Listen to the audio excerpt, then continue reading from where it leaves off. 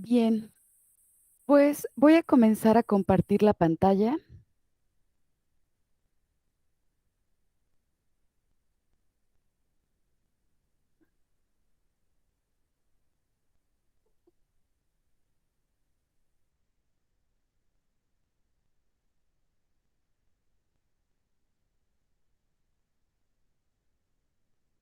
Ya pueden ver la presentación, ¿verdad?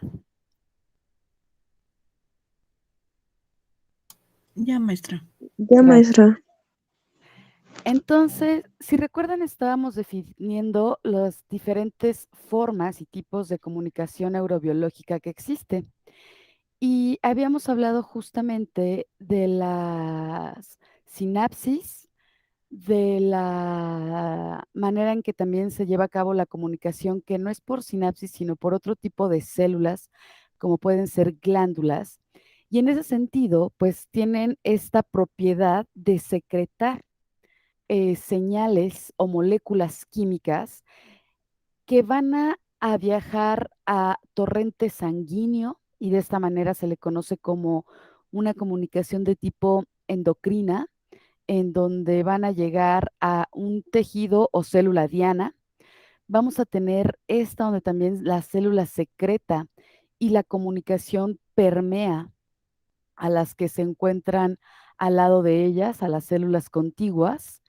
La comunicación autócrina, que es cuando el efecto de la molécula que se secreta se ejerce, como su nombre lo indica, auto sobre la misma célula que lo secretó.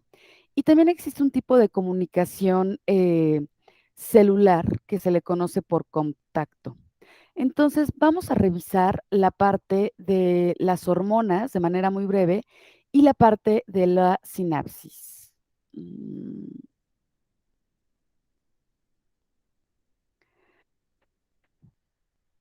Entonces, tenemos que dentro de los sistemas hormonales, los principales glándula o la que se conoce como la glándula maestra es la hipófisis.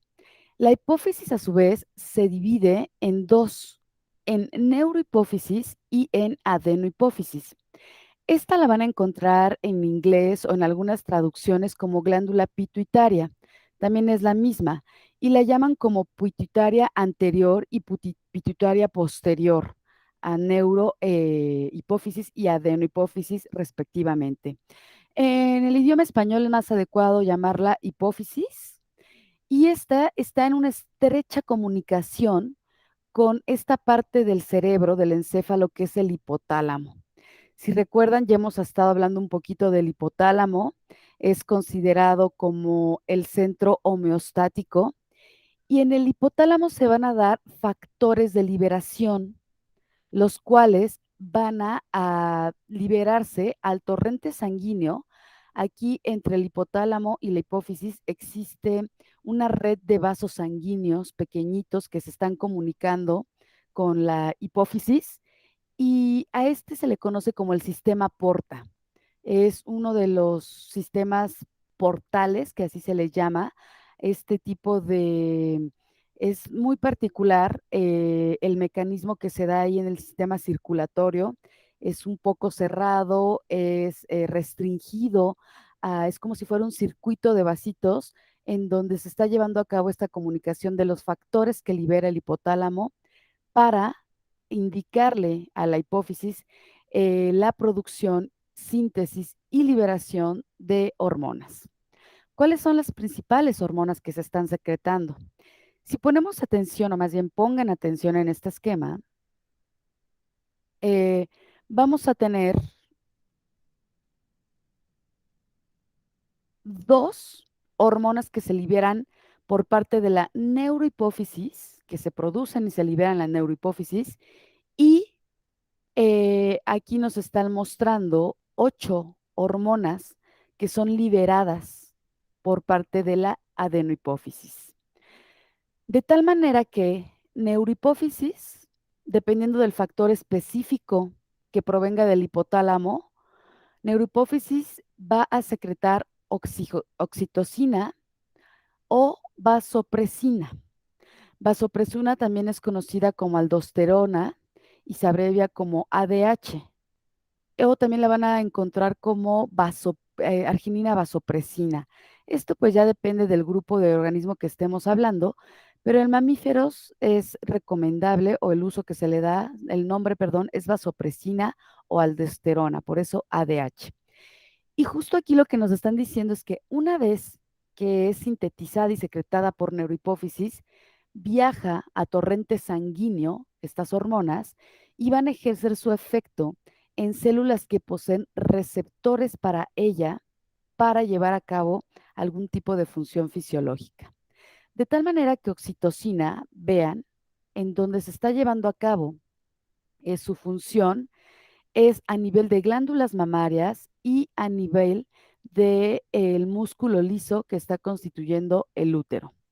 Por lo tanto, la función de la oxitocina tiene mucho que ver con la cuestión del embarazo y el parto, de tal manera que oxitocina promueve la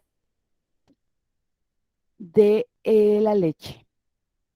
Mientras que en el útero lo que está haciendo es promover la contracción del útero durante el parto. Si alguna vez han visto series médicas o estos tipos de documentales sobre partos, se darán cuenta que de repente los médicos, cuando el parto empieza a ser un poquito tardado o no se está llevando a la contracción del útero para la expulsión del bebé, lo que dicen, vamos a inyectar oxitocina. Incluso también lo hacen con ganado vacuno, con caballos, se da la inyección de oxitocina. Y al momento que se inyecta oxitocina, lo que hace es que va a promover las contracciones del músculo liso que está constituyendo el útero para poder llevar a cabo la expulsión del bebé. Entonces, recuerden, neurohipófisis se le llama así porque tiene una particularidad y durante el desarrollo embrionario, si bien se está constituyendo todo esto en la hipófisis, la neurohipófisis tiene otro tipo de desarrollo durante la etapa embrionaria. Esta proviene del neurodermo, de estas capas que se empiezan a formar, mientras que la adenohipófisis tiene otro tipo de origen embrionario. Y de ahí que también sean diferentes.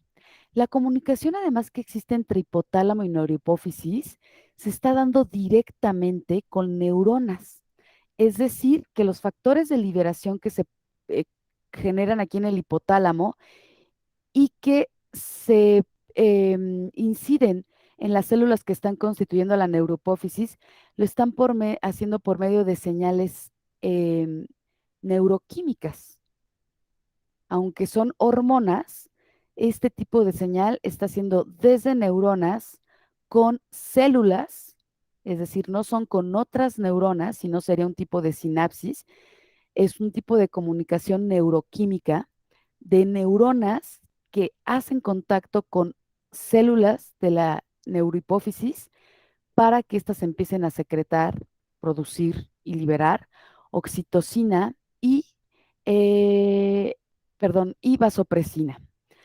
Entonces, vasopresina, al momento que ya es liberada por neurohipófisis, va a viajar a través del torrente sanguíneo y va a ejercer su función en células de los riñones, de tal manera que vasopresina tiene un control en el balance hídrico. Y el balance hídrico es esta función que nos da información sobre cuando sentimos sed o cuando no es necesario tomar agua. Los riñones lo que están regulando es la cantidad de agua, nuestro balance hídrico que tenemos en nuestro cuerpo. De ahí que haya sustancias que son llamadas como diuréticas o antidiuréticas. Si tomamos café, por ejemplo, el café es una sustancia que promueve la diuresis, es decir, la excreción de agua, por lo tanto, es una señal que se está regulando a nivel de los riñones. ¿Dudas o preguntas hasta aquí con estas dos hormonas? No, Miss. Ok. Y luego tenemos el resto de las hormonas que son liberadas por la hipófisis, pero por esta parte que se le conoce como adenohipófisis. Aquí vamos a tener la liberación de hormona de crecimiento, la liberación de prolactina, la liberación de hormona luteinizante, que se abrevia como LH por sus términos en inglés. Todas las hormonas por convención científica reciben la abreviación de su nombre en inglés. Vamos a tener la hormona folículo estimulante, la cual se abrevia como FSH, la hormona adrenocorticotrópica, que se abrevia como ACTH, y esta ejerce su efecto sobre esta otra glándula, que es la corteza suprarrenal, que como su nombre lo indica, supra significa encima o arriba, renal pues viene de riñones. Entonces ya se imaginarán que este tipo de glandulitas están justamente arriba de los riñones y aquí va a ejercer su efecto y acción la ACTH y vamos a tener también a la TSH, que esta va a ejercer su función sobre otra glándula. Esta se le conoce como la hormona estimulante de tiroides, TSH, TSH, perdón, y la glándula tiroides es una glándula que se encuentra a la altura de nuestro cuello, alrededor de la tráquea. Es bilateral, tiene esta forma como de mariposa, está muy implicada también en la producción o en los mecanismos metabólicos, y lo que va a hacer es secretar lo que se conoce como hormonas tiroideas. Entonces, vean, vamos a ir poco a poco. La hormona de crecimiento es una hormona que, como su nombre lo está indicando, solamente se va a dar durante la etapa del desarrollo, es decir, desde que nacemos hasta el término de la adolescencia. Tiene una función importante para el crecimiento de los huesos, de los músculos y también de los órganos. Esta, como el nombre lo indica, va permitiendo el crecimiento de estas estructuras. Es una hormona que además se libera durante la noche y por eso esta recomendación de que es importante que los bebés duerman suficiente, pero los infantes también, que por lo menos un infante debe de dormir mínimo 8 horas, recomendado 10 horas. Y no sé si han tenido hermanitos o sobrinos, sobrinas, que de repente al despertar hacen o refieren sentir dolor en sus huesos. Y tiene que ver con este crecimiento que está llevando a cabo esta hormona a nivel de los huesos. Niños está comprobado que no duermen adecuadamente o las horas suficientes, llegan a tener un impacto en su tamaño debido a que no están permitiendo que se dé una adecuada liberación de esta hormona y un adecuado efecto que se da durante la noche, durante el sueño. Es una hormona que tiene que ver, por lo tanto, con los procesos del ciclo sueño también, sueño-vigilia, y de ahí que haya pues estudios donde comprueban que niños con déficit de sueño también tienen un déficit en su crecimiento y desarrollo. Luego tenemos prolactina. Vean cómo estas, una vez que se liberan, ejercen su efecto directamente sobre su órgano o tejido destino, ¿no? Ahorita vamos a ver en estas cómo además van a ejercer efecto sobre otras glándulas que a su vez estas van a ejercerlo en otros niveles. La otra que se secreta es la prolactina. La prolactina, lactina viene de leche de lácteos, su efecto lo va a ejercer en glándulas mamarias también, pero aquí es para la producción de leche. Oxitocina en glándulas mamarias lo que hace es la eyección. De ahí que el estímulo, el único estímulo que puede hacer que se lleve a cabo la eyección de leche, tiene que ser o es la succión del bebé en el pezón. Eso es lo que detecta oxitocina para llevar a cabo la eyección de la leche. pero la producción de la leche es controlada por la prolactina. Ajá. ¿Hay dudas con respecto a estas diferencias?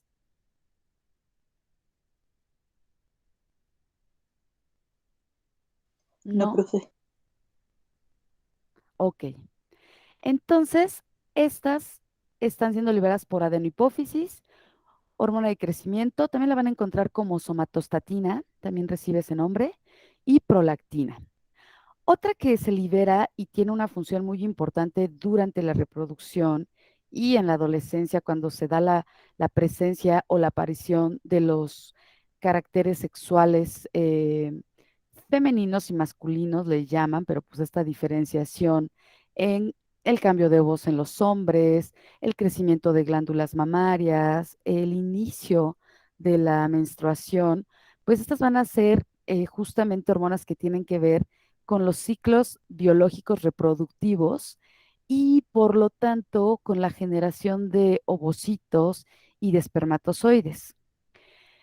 Tanto la hormona luteinizante como la hormona folículo estimulante, una vez que por el factor que proviene del hipotálamo le indica a la adenipófisis en células específicas, produce LH y FSH.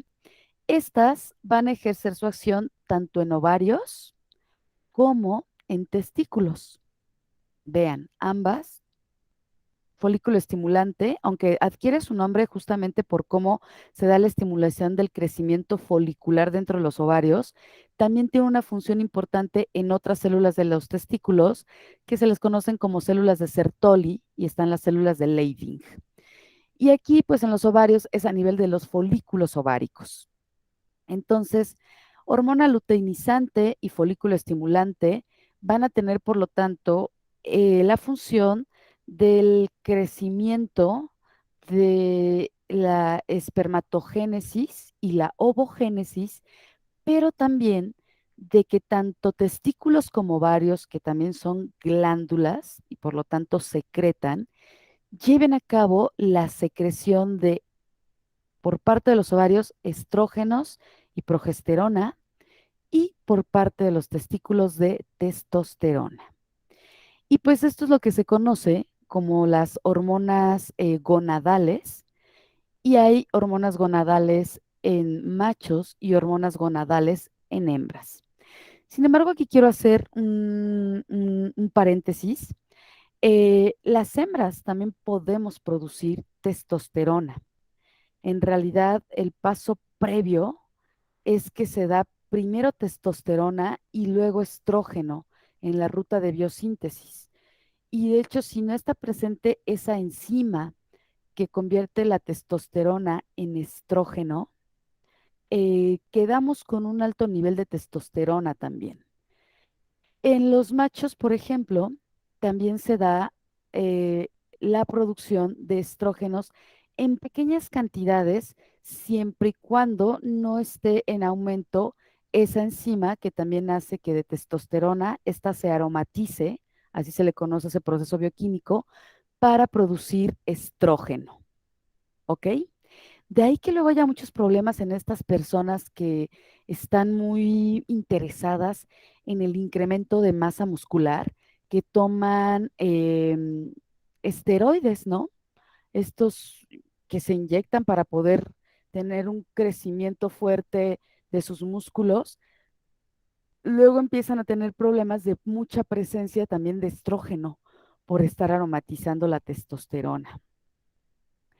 Y luego vamos a tener a la ACTH, que es la hormona adenocorticotrópica, que esta ya un poquito creo que les he hablado de ellas, es importante porque esta va a ejercer su efecto sobre las glándulas suprarrenales o corteza suprarrenal. Aquí lo que va a promover es que las glándulas adrenales o suprarrenales produzcan hormonas corticales o corticoideas, también les llaman. Y como su nombre lo indica, aquí se produce el cortisol. Entonces ya se imaginarán que ante situaciones de estrés, lo que se está activando aquí es una señal que el hipotálamo manda a la adenohipófisis para que produzca ACTH. esta llega a glándulas suprarrenales y se produce cortisol. Cortisol se conoce como la hormona del estrés. Y además también estas se llaman suprarrenales por la localización en los riñones, pero también se les llama adrenales porque con la estimulación de ACTH también se da la producción de adrenalina.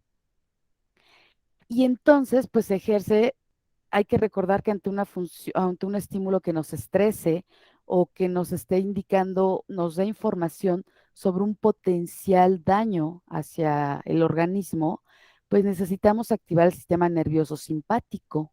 Y ese se da una vez que se activa, se da la liberación de adrenalina. Y entonces aquí también contribuye durante esta respuesta al estrés o a la respuesta de lucha o huida a la producción también de adrenalina. Y a la vez también se da la liberación de otro tipo de hormonas, no solamente cortisol, que se les conoce como glucocorticoides u hormonas corticales. Tenemos a la hormona liberadora estimuladora de tiroides, perdón, la TSH, que esta va a ejercer su acción sobre la glándula tiroides y la glándula tiroides va a producir hormonas tiroideas. Básicamente existen tres hormonas tiroideas, T1, T2, T3, no, y también T4, que estas van a tener su efecto específicamente, algunas sobre tejido adiposo. Y de aquí que alguna mal funcionamiento que se esté dando en estas señalizaciones que estamos describiendo, específicamente en tiroides, estén estos problemas en donde está muy asociado también al metabolismo del hipertiroidismo o el hipotiroidismo. Tiene que ver con una mala señalización y mal funcionamiento de comunicación entre hipotálamo, hipófisis y glándula tiroides.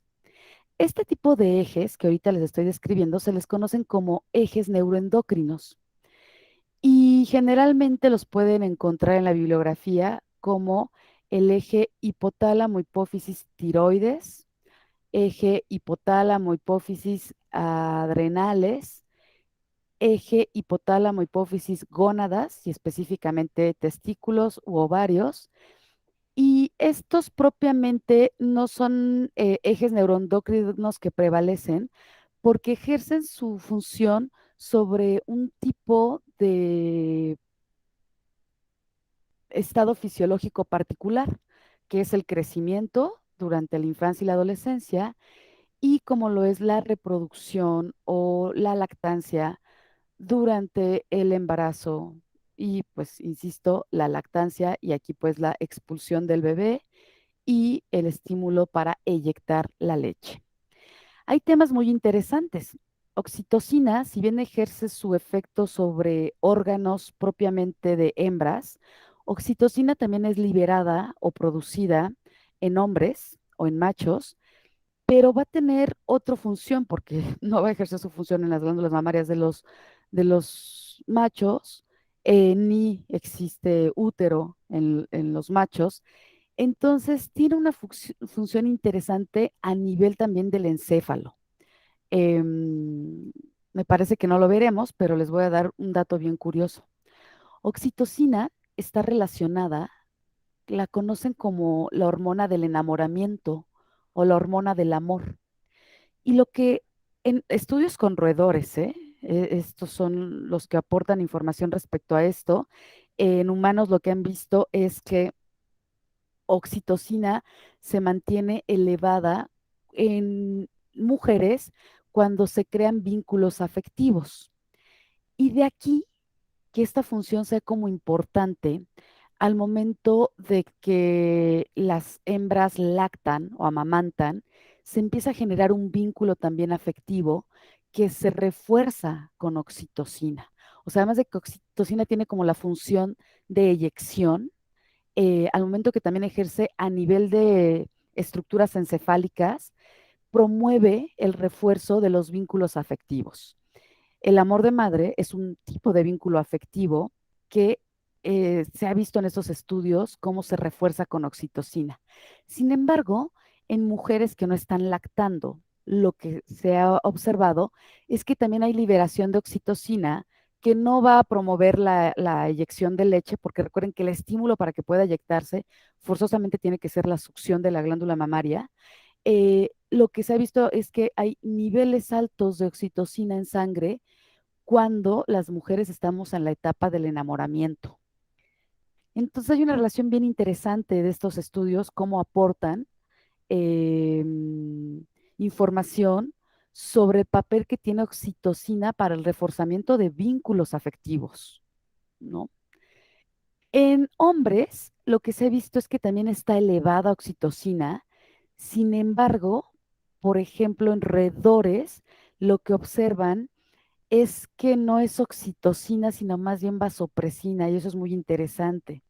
Y hay estudios bien bonitos de ver cómo parece además, eh, porque bueno, la monogamia es algo que propiamente yo podría decirles que no es algo que exista en los mamíferos. En la reproducción de los mamíferos es muy rara las especies que son monógamas. Entonces, cuando se hacen este tipo de estudios en roedores que no son monógamos, que más bien tienen un sistema de apareamiento que se le conoce como de harem, en donde un macho se reproduce con varias hembras, lo que se ha visto es que en aquellas roedores que llegan a ser monógamos por un periodo de su vida, porque hay unos que se involucran en el cuidado de las crías, y eso es lo que los constituye como monógamos en algún momento, es que en esos roedorcillos que invierten también en el cuidado parental y cuando están en esta condición monógama, tienen altos índices de vasopresina. Y en aquellos roedores que no se encargan del cuidado parental, lo que han visto más bien es que tienen altos índices de oxitocina. Entonces, los estudios son bien curiosos, ¿no? Lo que les decía, los aportes que hay en cuanto a humanos es que también en hombres durante la etapa de enamoramiento, la hormona que tienen elevada es oxitocina. ¿Dudas, preguntas o comentarios al respecto? ¿No?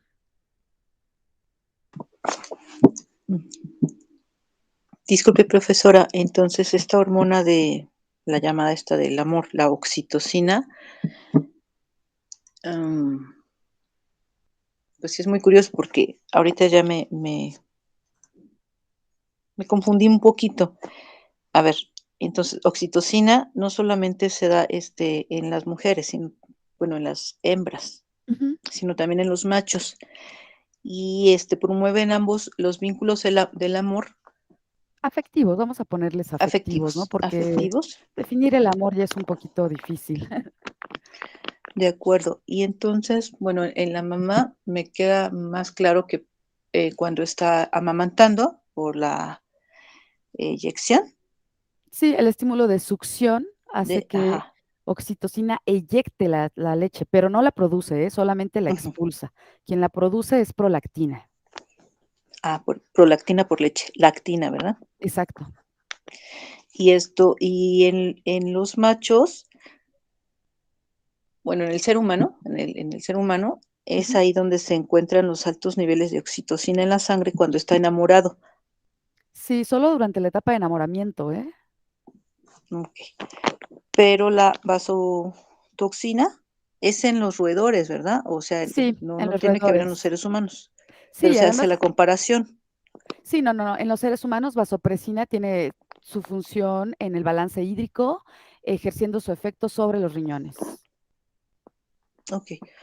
Y profesora, cuando tenemos, bueno, miedo, ira, es cuando, hablando ahorita de riñones, cuando se libera esta hormona, sí se dice liberar Sí, de la cortisona, exacto, pero recuerda que cortisol se cortisol. libera por las glándulas suprarrenales que están encima de los riñones, no por el riñón, ¿eh? Ok, gracias. Es que yo tenía esa imagen de que era adentro de los riñones y es ahí arriba entonces una glandulita de los riñones. Exacto, es una glándula que está encima de los riñones. Ok. Y Ujú. entonces, este, cuando hay todo este tipo de emociones tan constantes, ¿qué pasa con los riñones? Depende del momento de la etapa del estrés. Si nosotros ponemos atención en un animal estresado, por ejemplo, Ujú. un animal miedoso, lo que notaremos es que al principio va a huir. Si de repente lo acorralamos y lo queremos capturar, hay un momento donde ya no está teniendo esta fase de resistencia ante ese estímulo que le está pareciendo amenazante. Y cuando ya pasa esa fase de resistencia, pero que sigue bajo una parte del estrés, Estrés. se orinan, no sé si lo han notado, hay Sí, animalitos que se orinan, ¿no? Entonces sí también es. tiene que ver con ese efecto que ejerce sobre todo adrenalina en colaboración con cortisol en el relajamiento de músculo liso. La vejiga está Ok, constituida por músculo liso y por eso después de que se dio primero esta etapa de resistencia ante el estímulo amenazante, se empiezan a liberar, a nivelar los niveles de adrenalina en eh, la función que tiene a nivel del tejido liso de la vejiga y por lo tanto hubo aquí producción también de líquidos en riñones, es la de la liberación del agua, ¿no? Y de aquí que venga la conducta de orinar. ah, Ajá. gracias, profe. Recuerden que todo esto puede estar ocurriendo al mismo tiempo, o sea, Sí, no es que primero ocurra algo y luego lo otro, es una coordinación de muchos procesos y señalización de la glándula sobre diferentes órganos que van ocurriendo al mismo tiempo para el funcionamiento adecuado del organismo dependiendo del estímulo al que se está enfrentando. Ajá. A mí esta sí, profe. parte de la oxitocina me parece una cosa muy, muy interesante, los estudios que salen, que se han obtenido a partir de esta, ¿no? Y el vínculo que se establece de la madre con la cría. eh, Todo el mundo muchas veces les dice a las mamás, no, pero es que si tú estás enamorada de tu hijo. Y es verdad, o sea, es verdad, sí se está estableciendo por oxitocina esta consolidación del enlace afectivo que además resulta evolutivamente hablando, solamente hay que verlo como animales, ¿eh? Que la madre, desde luego, que tiene que amar a su cría para cuidarla y protegerla. Y es bien Entonces tiene también interesante. una, perdone, me surge esta duda. Entonces esta hormona también tiene la función de prolongar la, bueno, no sé si sea la palabra correcta, pero tiene que ver con la especie, con esta, mm, Sí, claro, la sí, supervivencia de la la especie. supervivencia. Ujú, sí, sí, sí. Y garantizar, pues, las Garante. generaciones futuras, ¿no? Que están procreando. Si no existiera esta hormona, bueno, si no se liberara, ¿podría pasar eso? Que nuestra especie o otras especies pues dejaran de existir poco a poco. No sé si podríamos hacer una conclusión tan general de esa manera, pero, por ejemplo, lo que se ha visto en estudios de roedores que no tienen los receptores de oxitocina es justamente que no generan l- por mucho tiempo los vínculos o no hay cuidado por parte de las hembras a sus crías. O ¿Cree sea, usted, profesora, que esto se deba a que algunas mamás eh, rechacen eh, a sus hijos? O sea, estoy hablando de la etapa de la cuando depresión tienen postparto, días. Sí, pues todavía no hay nada contundente. Sí hay estudios que relacionan que no hubo liberación de oxitocina. Por ejemplo, hay estudios donde relacionan que es más probable que una mujer presente esta depresión eh, postparto cuando el parto más bien es por cesárea. Y wow, qué probablemente pues interesante. sí tenga que ver justo el efecto que está generando oxitocina, ¿no? Porque se interrumpió un proceso natural y entonces no alcanza a dar la señal. Exactamente.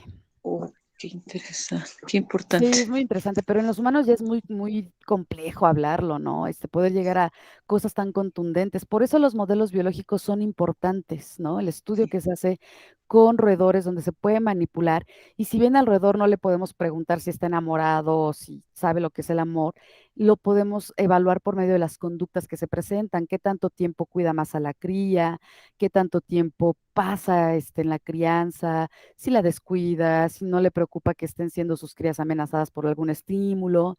Y esos, pues sí, son estudios que se hacen, además trabajando con animales que genéticamente se pueden modificar, por ejemplo, que no produzcan oxitocina y evaluar esas conductas.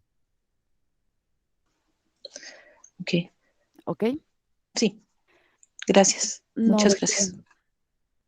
Y bueno, entonces ahorita hemos estado hablando de estos ejes neuroendocrinos, pero es importante definir lo que es una hormona. Este término es un vocablo griego que proviene de hormao, que significa estimular. Entonces, si justamente lo vemos aquí en esta parte, al momento que se liberan estas hormonas desde hipófisis, estimulan a su vez la producción o funcionamiento sobre sus tejidos diana. Las podemos definir como aquellos mensajeros químicos producidos por una glándula endocrina o por neuronas, porque ya vimos que desde hipotálamo, que más bien son neuronas, se mandan las señales estimulantes para hipófisis y estas van a ser secretadas al torrente sanguíneo, en donde pues van a viajar a través de él para llegar a su órgano blanco específico y de esta manera pues producir un efecto. Son moléculas orgánicas muy potentes que pueden ejercer su efecto en concentraciones muy, muy pequeñitas. O sea, con un poquito que sea detectada, nosotros podemos notar conducta. Por ejemplo, durante estudios con ratas, lo que se sabe es que el estrógeno promueve la conducta de lordosis. Esta conducta de lordosis es una conducta que las ratas o muchos roedores tienen, sobre todo las ratas, en hámster es difícil notarlo, de arquear la columna para permitir la monta del macho. Recordemos que en el resto de los mamíferos tiene que existir, las hembras sí se sellan demasiado por el control hormonal que hay en su ciclo reproductivo y solamente son receptivas a los machos en una etapa en específico, que además coincide que es en esa etapa donde se da la liberación de los óvulos, ¿no? Para que estos puedan ser fertilizados.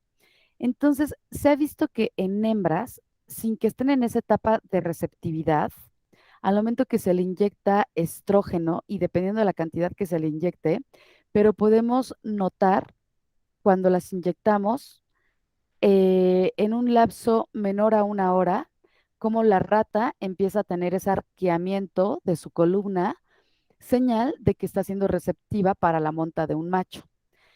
Y justamente es esto, o sea, son moléculas bien potentes que con la concentración en nosotros podemos observar inmediatamente una respuesta. Es bien interesante.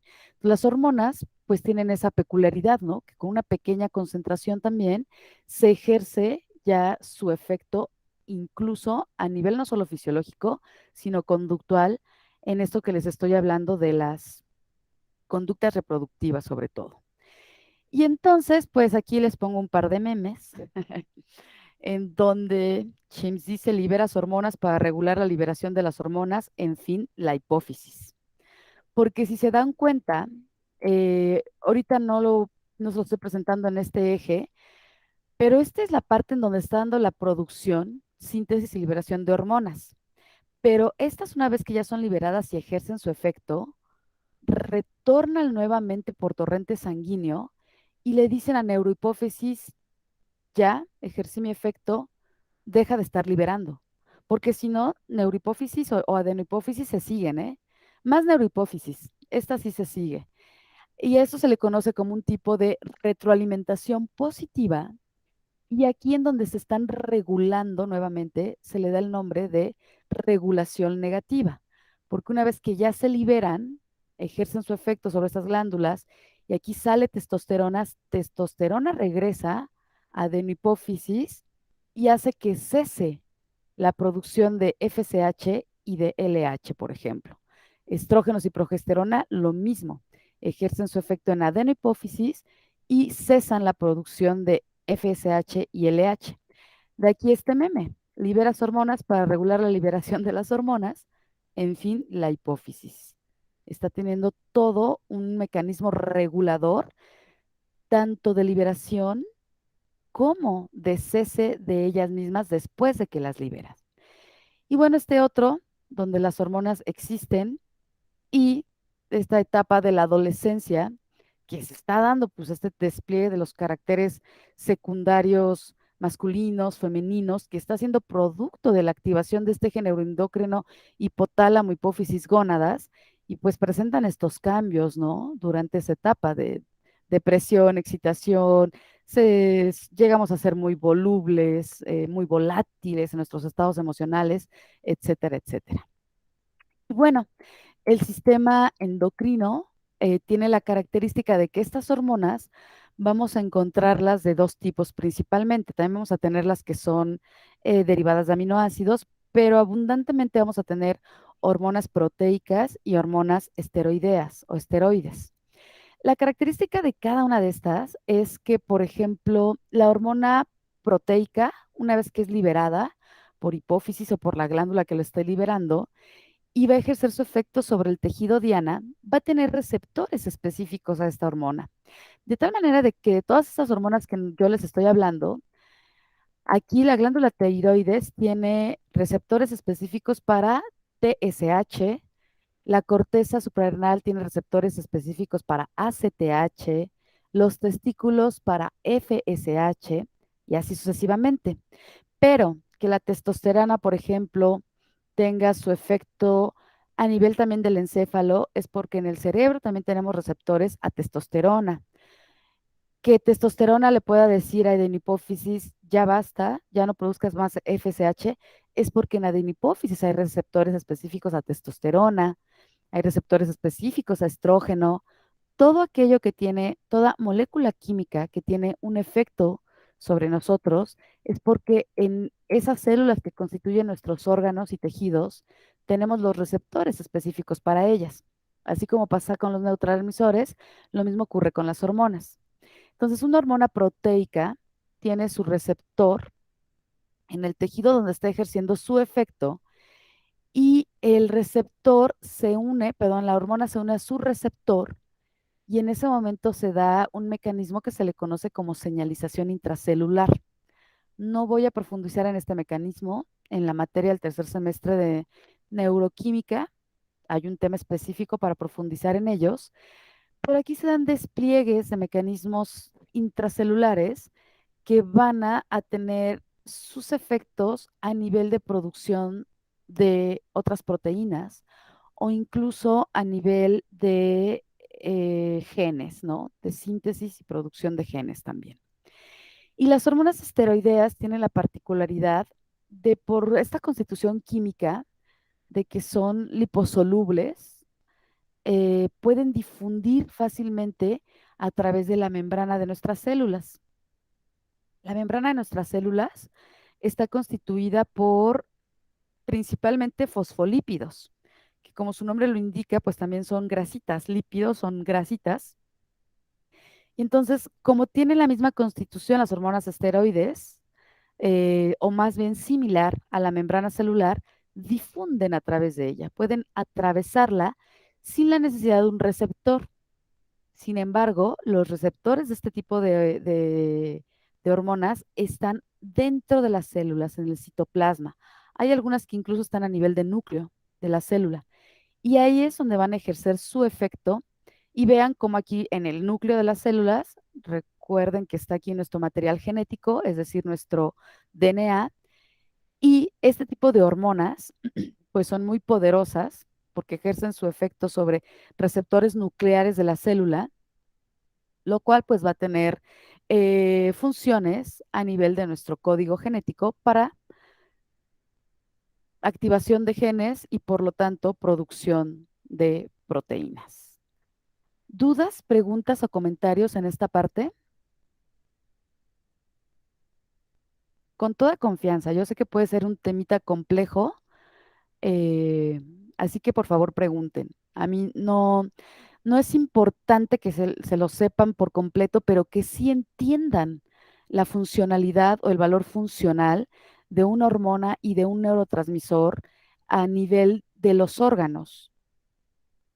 Y pues para hablarles de órganos tengo que comentarles de tejidos y para comentarles de tejidos tengo que hablarles de células, porque es lo que constituye a nuestros tejidos. Profe, Dime. hormona proteica de proteínas Ujú, y exacto. entonces esto tiene que ver también con masa muscular. Sí, sí, sí, sí, efectivamente. ¿Qué pasa en un adolescente? Con ¿Cómo estimular esta hormona para que tenga un desarrollo eh, más natural, más normal, entre comillas? Porque, bueno, esto, o qué es lo que la pudiese inhibir. Durante el crecimiento de los infantes, primordialmente lo que les comentaba, quien está ejerciendo esos efectos es la hormona del crecimiento. Para la ¿Tiroides? constitución, no, hormona de crecimiento, así se llama, aquí está, Ah, ok. hormona de crecimiento, o la van a encontrar como somatostatina Ah, sí, sí. Ya, también. ya veo. Eh, pero para la constitución de nuestros músculos eh, es con base en la alimentación y el ejercicio, porque la Ok, fisiología muscular es distinta. Si bien hay papel de las hormonas, esto que les comentaba, las personas que incrementan su masa muscular por efecto de las hormonas, es importante, puede funcionar estos trucos que utilizan. Las consecuencias también son fuertes porque no solamente se está haciendo el efecto de las hormonas a nivel de los músculos, sino que pues al momento que tú te inyectas hormonas, esta la va a tener a nivel de todos los receptores que estén en tus órganos, ¿no? Va a tener efectos a nivel de gónadas, es decir, testículos y ovarios. eh, no solamente se va a dirigir específicamente a masa muscular, sino que va a tener ahí efectos, son los llamados efectos secundarios de cada fármaco o medicamento que uno consume. Aquí lo que se ha visto con los anabólicos, que son pues, inyecciones de hormonas, esteroides, y hay muchas que pueden ser sintéticas en realidad, que eso también puede luego ser un poco grave, es que en grandes cantidades, pues todos los órganos que tengan receptores de esas hormonas van a estar llevando a cabo este tipo de procesos que en una condición normal no llevarían a cabo. Ajá. O sea, por ejemplo, sí. esto empezaría, incluso está muy asociado también, si bien tienen incremento en masa muscular, empiezan a tener problemas cardiovasculares, ¿no? Estas personas que consumen muchos esteroides para el incremento de su masa muscular. Entonces, propiamente las hormonas no están promoviendo el crecimiento de los músculos. En realidad, es este truquito que se ha encontrado producto de investigaciones de cómo pueden incrementar masa muscular, pero en una condición natural eso no pasaría. Ajá. Ok, ¿Alguien levantó la entonces, mano?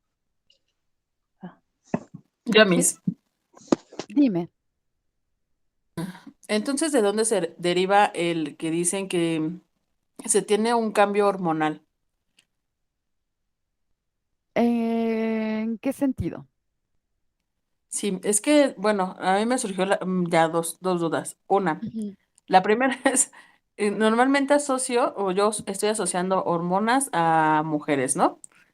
Y de repente como que las hormonas influyen mucho en cambios de ánimo, ¿no? claro, Esa es esa es la primera. ¿Por qué existe esa modificación en las mujeres en particular? porque nosotras Y somos cíclicas, los hombres no. ahí va la otra pregunta. Ujú. Y aquí mis hormonas y testosterona. Ajá, ¿Los hombres no generan hormonas o sí las tienen? sí, Porque claro. entonces, ¿por qué existe esta parte? Y me voy a lo mejor a un tema que no hay tanta relevancia, pero cuando un hombre está pasando por un tránsito de ser trans, es que ya me equivoqué, es transgénero, transexual, no sé cómo sea esa parte, pero se quiere convertir en mujer, ¿por qué le tienen que inyectar hormonas si sí las genera él? Ok, porque es distinto. No se me adelanten tanto. Después de la neurobiología de la alimentación, eh, vamos a seguir con la neurobiología de la conducta sexual. Entonces ahí nos vamos a adentrar esos temas, ¿va? Y vamos a repasar muy, muy bien el eje hipotálamo, hipófisis, gónadas. Em, Todo esto tiene que ver dependiendo, no solamente si es con la identidad y con los cambios que lleve a cabo esa persona, ¿eh? La terapia de reemplazo hormonal generalmente es porque esas personas también lo que quieren desarrollar es crecimiento de mamas, cambio de voz, pues todo aquello que los puede llevar a ser más hombres o más mujeres. Ajá.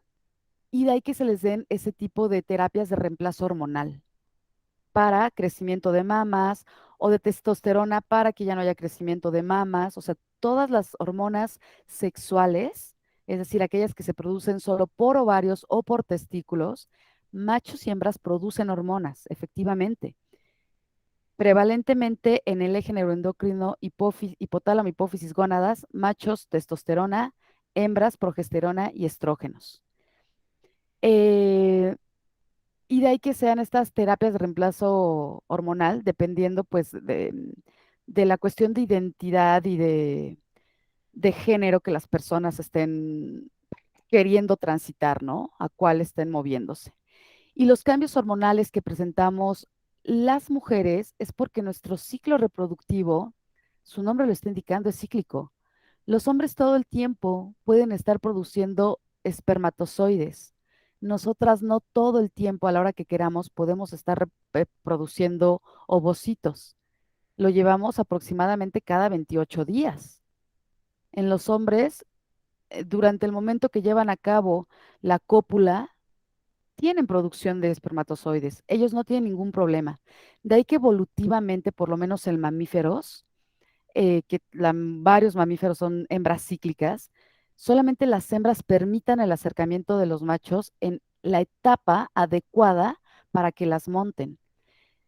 Animales documentados que llevamos a cabo esta conducta reproductiva solamente por placer y no nada más por los fines reproductivos de la preservación de la especie, es primates, bueno, Homo sapiens, nosotros, delfines y me parece que también ya lo estaban documentando en el cerdo.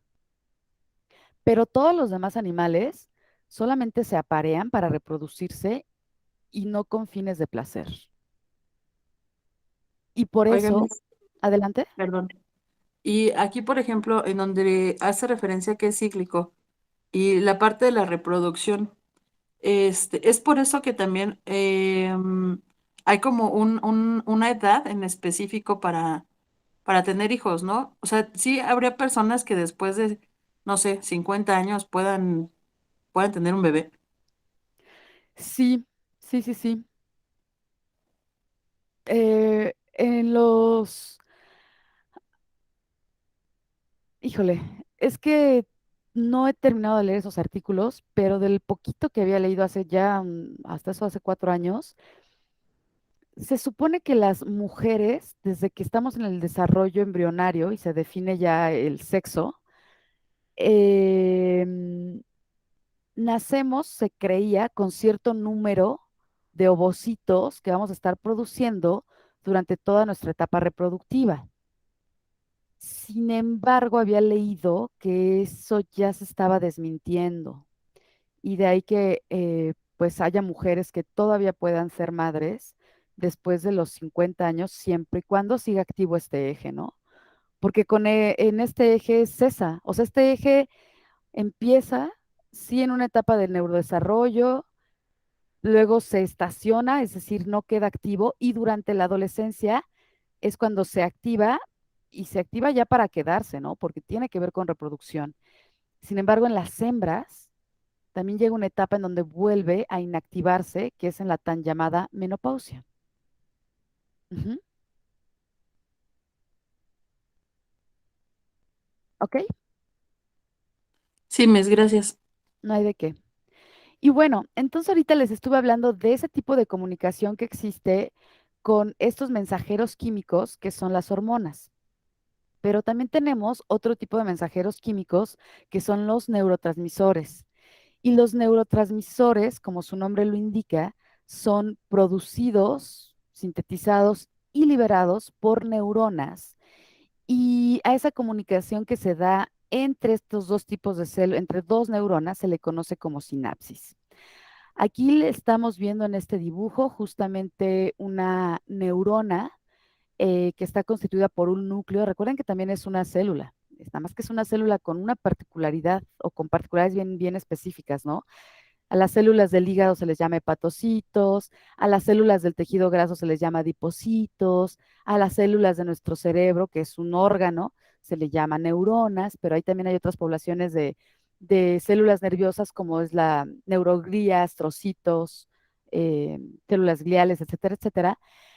Pero las que ejercen esta función de comunicación son las neuronas y esa comunicación que se da entre ellas se conoce como sinapsis. Entonces tenemos aquí el soma de la neurona, en donde vamos a encontrar el núcleo de la célula, va a tener estas proyecciones que son proyecciones nombradas como dendritas, va a tener una extensión muy larguita que se le conoce como axón y van a tener una recubierta de vainas de mielina que está dada principalmente por los astrocitos y esto permite la conducción del impulso nervioso que va a llegar a la terminal axónica, que es donde se va a dar la liberación o el punto donde se lleva a cabo la comunicación entre neuronas.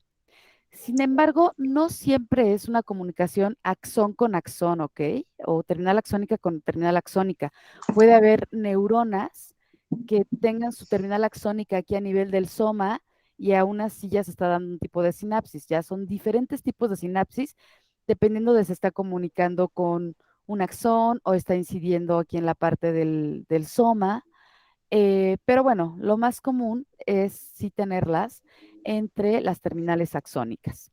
Y entonces aquí lo que estamos notando es justamente estos procesos, bueno, los elementos que constituyen una sinapsis, que tiene que ser una célula presináptica, una célula postsináptica, y se genera aquí un espacio cuando el mecanismo se da por medio de neurotransmisores, que se le conoce como hendidura sináptica o espacio sináptico, en donde el neurotransmisor que se produce desde aquí, desde el núcleo de la célula, va viajando hasta llegar a esta parte de la célula para ser liberado al espacio sináptico y una vez que es liberado, la neurona postsináptica lo reconoce por medio de receptores.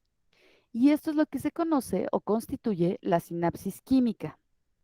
Sin embargo, hay otro tipo de sinapsis que no es mediada por neurotransmisores y esa se le conoce como sinapsis eléctrica. Tiene los mismos elementos. Bueno, carece de uno, carece de la hendidura sináptica, pero tiene una neurona presináptica, una neurona postsináptica y lo que hacen es que unas estructuras especializadas que se encuentran aquí en sus terminales axónicas, que son unos canales iónicos, se fusionan prácticamente, estos se conocen como conexones, se fusionan y así se está dando aquí el paso de iones. Aquí solamente pueden pasar partículas pequeñitas entre ellos, entonces principalmente se da el paso de iones. ¿Qué iones van a pasar? Los más importantes que se encuentran dentro de las células son sodio, cloruro, potasio, calcio. ¿Ok? Bueno, les quiero decir brevemente cómo son los pasos de la sinapsis química. Aquí en este diagrama justamente estamos haciendo como un zoom a estos elementos que les decía de que constituyen una sinapsis. Nuevamente tenemos una neurona presináptica, neurona postsináptica, hendidura sináptica y todos los elementos que las están constituyendo. Llega un estímulo eléctrico al cual se le conoce como potencial de acción. Esto lo que está haciendo es generar cambios en la permeabilidad de la membrana. Al generar cambios en la permeabilidad de la membrana de la neurona, pues está permitiendo sobre todo el ingreso de sodio. Este ingreso de sodio, normalmente cuando una célula, una neurona, no tiene un estímulo eléctrico, lo que abunda en el interior de ella es potasio. Cuando hay un estímulo eléctrico, se va a dar este cambio transitorio en donde va a salir potasio y más bien va a ingresar súbitamente este ion que es sodio. Sodio lo que hace es que despolariza a la membrana. Y al momento de despolarizar a la membrana, esto activa la apertura de canales de calcio. Como se aperturan los canales de calcio, el calcio ingresa al interior de la neurona y esto permite que las vesículas que están transportando a los neurotransmisores, estas vesículas se producen allá en la parte somática de la neurona, eh, calcio haga este proceso que se conoce como exocitosis, que es liberar exo hacia afuera, liberar a los neurotransmisores. Con la entrada de calcio, las vesículas se fusionan aquí con la membrana de la neurona presináptica y al fusionarse permite que se liberen estos puntitos que están representando al neurotransmisor. Cuando se libera el neurotransmisor a la hendidura sináptica, aquí la hendidura sináptica no solamente es un espacio ahí donde se libera, es un espacio interesante para las sinapsis químicas porque aquí también hay enzimas, aquí también hay proteínas, es todo un circuito también de otro tipo de proteínas, sobre todo con carácter enzimático, que pueden incluso recapturar el neurotransmisor y volverlo a ingresar acá o degradarlo y que no le dé tiempo de llegar a hacer contacto con su receptor. Y esto recuérdenlo muy bien, porque estos son los principios de los psicofármacos, que no se adelanten, lo verán en su próximo semestre, pero van a retomar este proceso. Finalmente, si el neurotransmisor logra hacer contacto con su receptor específico, también recordemos que cada neurotransmisor va a tener un tipo de receptor específico, se va a dar la apertura de canales en la neurona postsináptica para el ingreso de corriente iónica, lo que va a seguir permitiendo que se siga propagando el potencial de acción. Vean aquí cómo vemos esta señal representada como con lucecita y flechitas rojas, y cómo al momento que se da el efecto del neurotransmisor por su receptor, ¡pum! También se genera el potencial de acción. ¿Dudas, preguntas o comentarios del proceso de sinapsis química? ¿No? Yo, maestra. Bueno, es que no sé si estoy entendiendo bien. Entonces, esto es lo que permite la comunicación entre neuronas, o sea, de una a otra, algo así. Esta es la comunicación que se da entre neuronas, pero además es la base de formar redes de circuitos neuronales. Gracias. ¿Alguien más? Profe, discúlpeme, esta sinapsis es la sinapsis química, la otra Esta sinapsis, solo la es la sinapsis eléctrica. química. La eléctrica es poco común, Ajá, o más bien no es que sea poco común, es menos estudiada, ha sido menos estudiada, pero en la sinapsis eléctrica lo que ocurre es que sí se fusionan por canales que hay tanto en la neurona presináptica como en la postsináptica, hay prácticamente una fusión de membranas. Vean, aquí no hay espacio o hendidura sináptica, sino que se fusionan por estos canales que se conocen como conexones y por medio de ese puente que se traza entre ellos, de la fusión de ellos, se da el paso de las corrientes iónicas y se sigue propagando así el potencial de acción. ok. Esta función de la sinapsis eléctrica es, si no mal recuerdo, para la respiración, para, ¿cómo se llaman estos procesos como más, que necesitan ser más rápidos? Como, Exacto. Sí, las diferencias entre una sinapsis química y eléctrica, además de la presencia de un neurotransmisor, es que las sinapsis eléctricas son muy rápidas en comparación con las químicas. Las químicas, fíjense, o sea, la célula tiene que transportar desde el soma hasta la terminal axónica el neurotransmisor, se tiene que fusionar el neurotransmisor. También ocurren en el orden de milisegundos, ¿eh? Pero las eléctricas es en fracciones de milisegundos, o sea, muchísimo más rápidas que una química. entonces, volviendo a la sinapsis química, entonces esta comunicación que se da es para estas funciones que necesitan como una, pues no sé si piensen las neuronas, pero es para estas funciones que requieren ser como más de elección, de un proceso como de análisis. ¿Cuál? ¿Las químicas? La sinapsis química.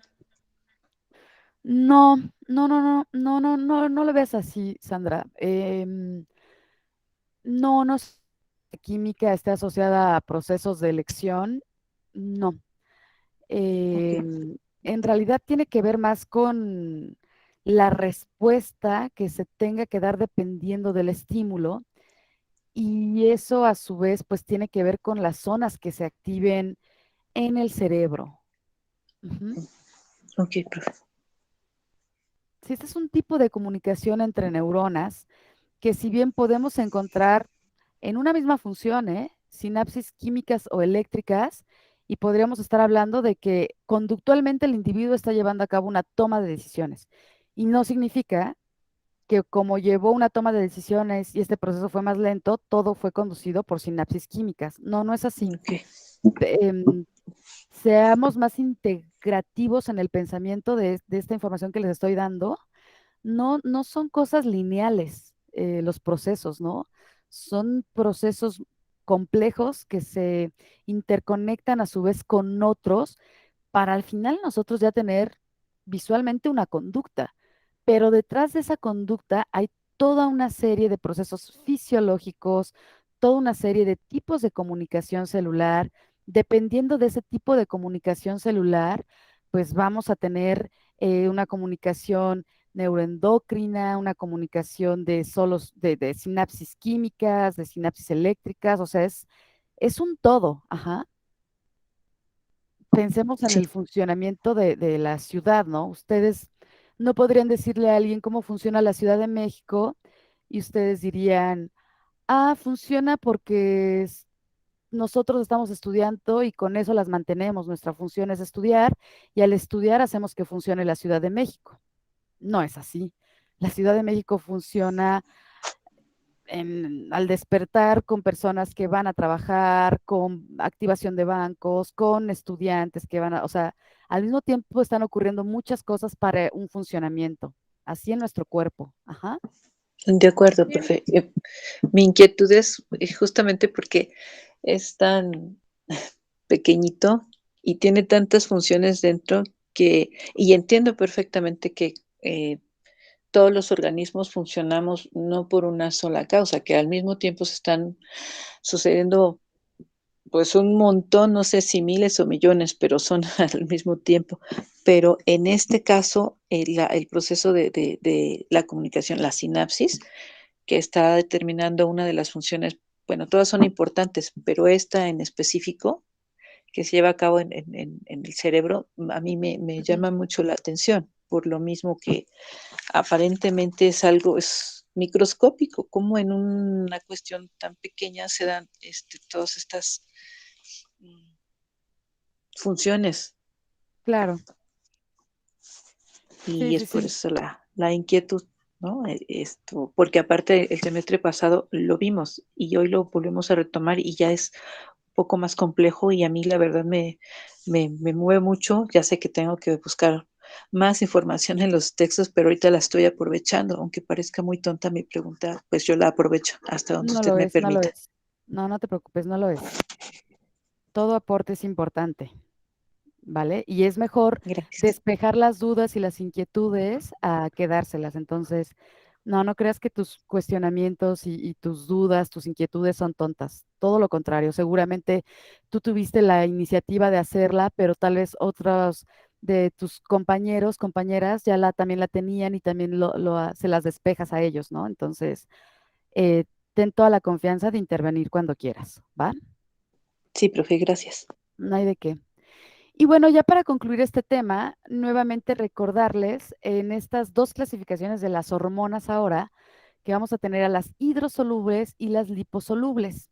Y lo que habíamos notado en esta diapositiva, que como noté que era repetitiva la anterior, preferí saltármela, pero es eso, ¿no? La manera en que las liposolubles pueden difundir por medio de la neurona objetivo o neurona diana, así se le llama, son estas.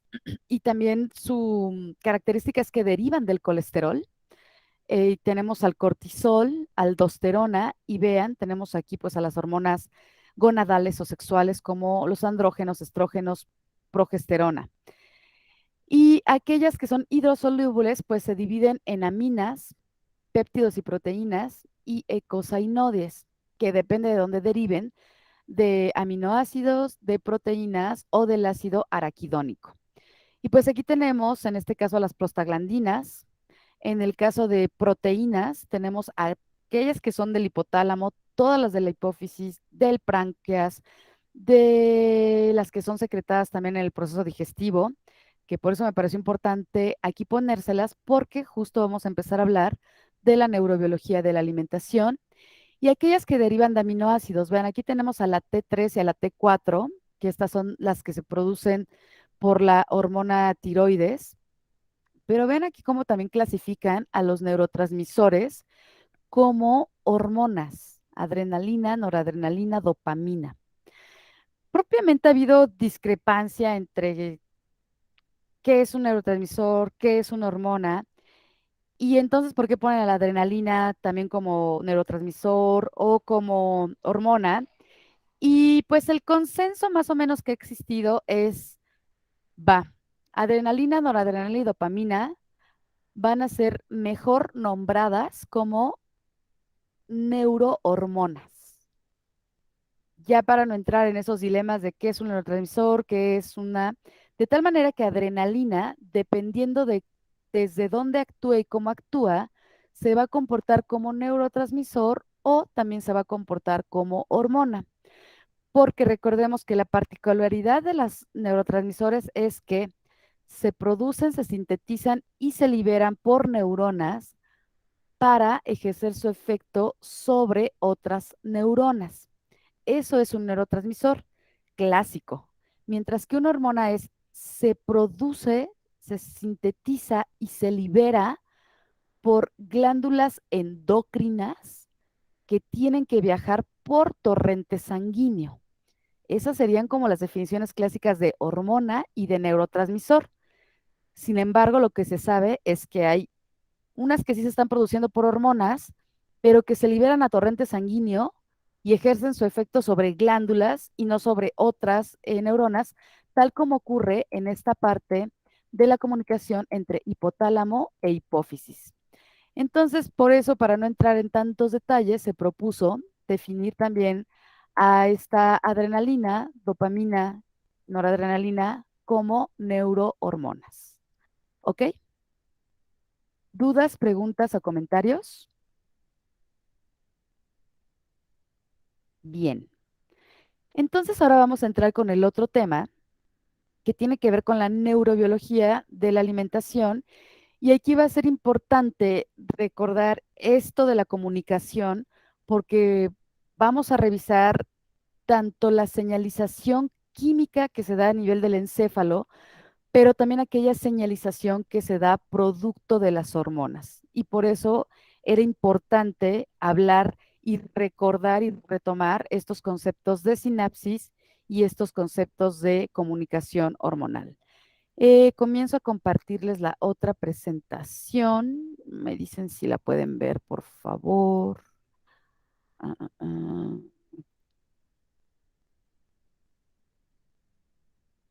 Ok, ¿ya la están viendo? Ya, maestra. Gracias. Entonces, pues lo primero que hay que preguntarnos es ¿por qué comemos?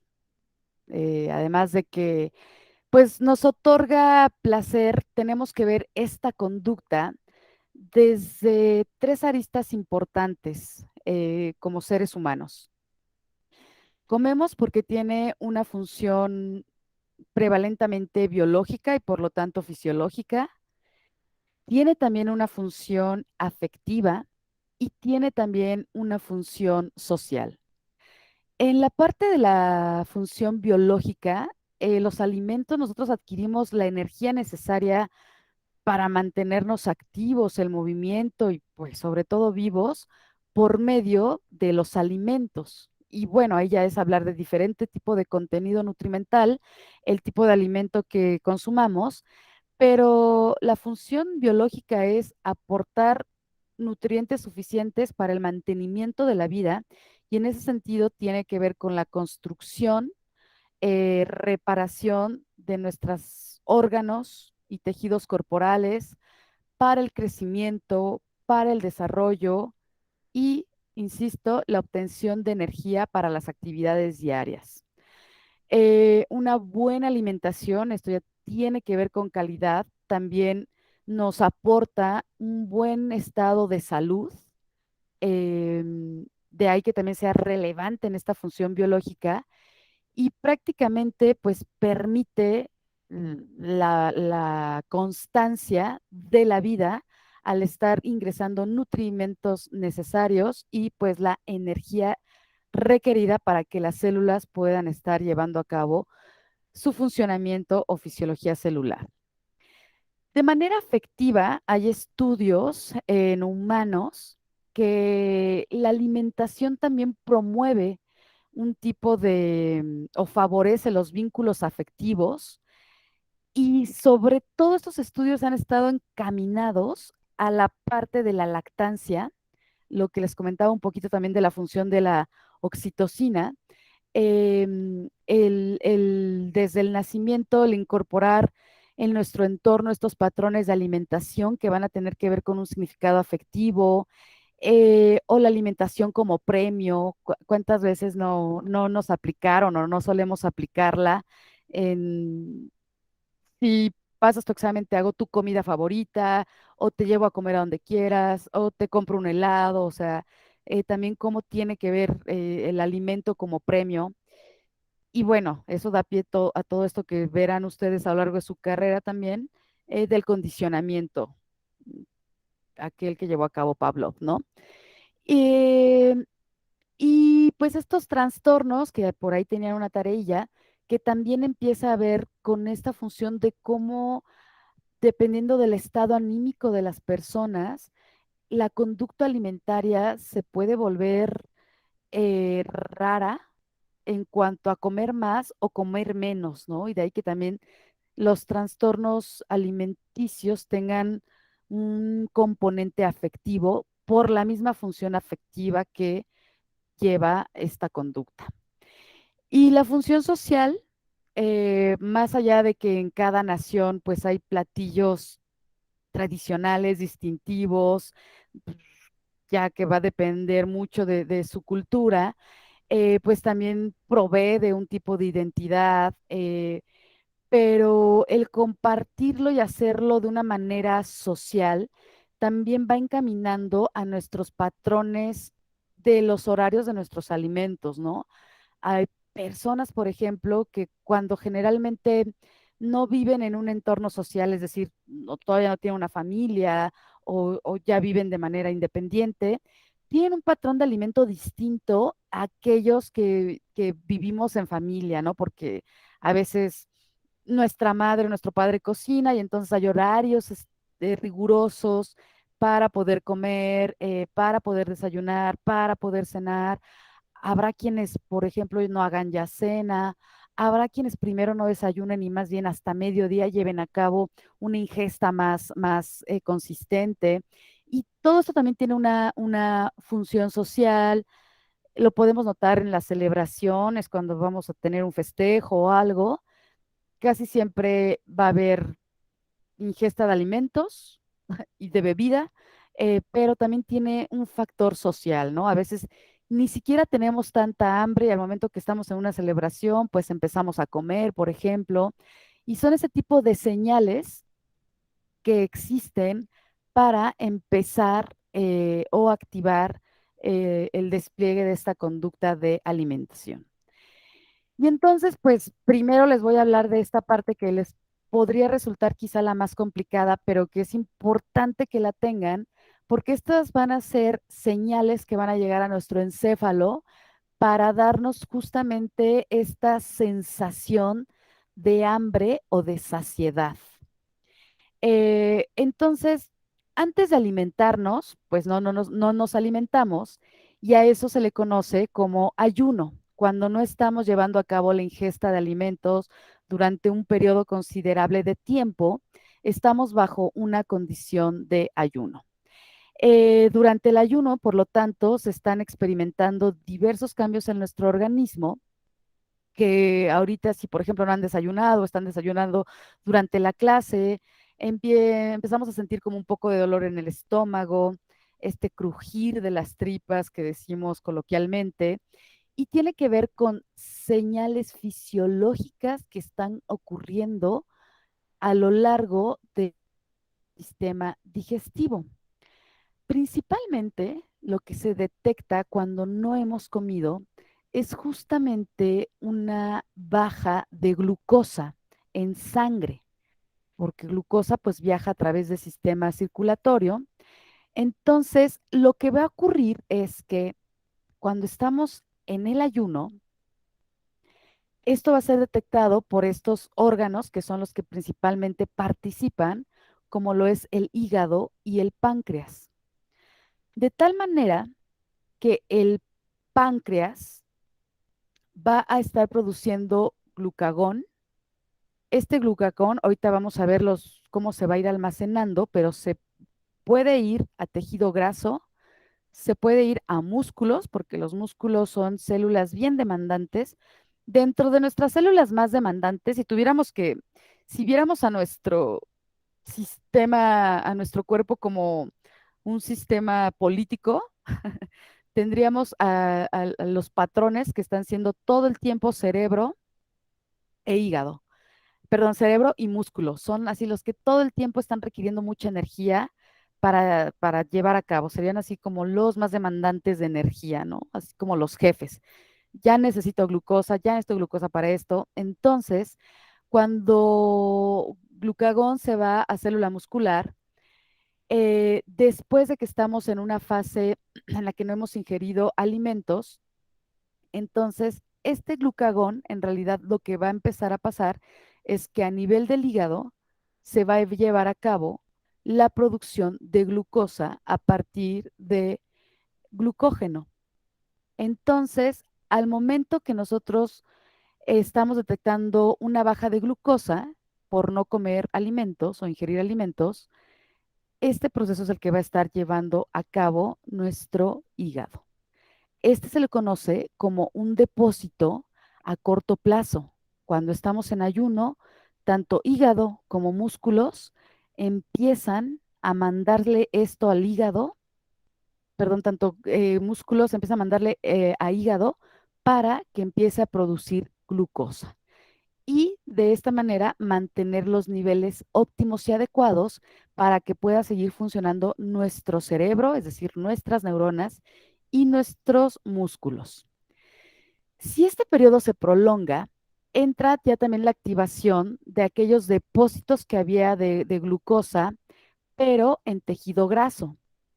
Y entonces en tejido graso, producto de una activación de adrenalina, a nuestros adipocitos le va a empezar a decir, oye, no, ya necesitamos energía y se va a llevar a cabo una síntesis de los triglicéridos que están constituyendo a los adipocitos y entonces los va a degradar, catabolizar en glicerol y ácidos grasos. Estos van a viajar por torrente sanguíneo, que es lo que nos está representando este tubito en rojo, y lo va a llevar a músculo para que el músculo ingrese a un tema que no se espante, no nos vamos a meter, ciclo de Krebs, también para producir a partir de ahí glucosa. ¿Ok? Entonces, ahorita si ahorita no han desayunado, lo primero que está pasando es esto.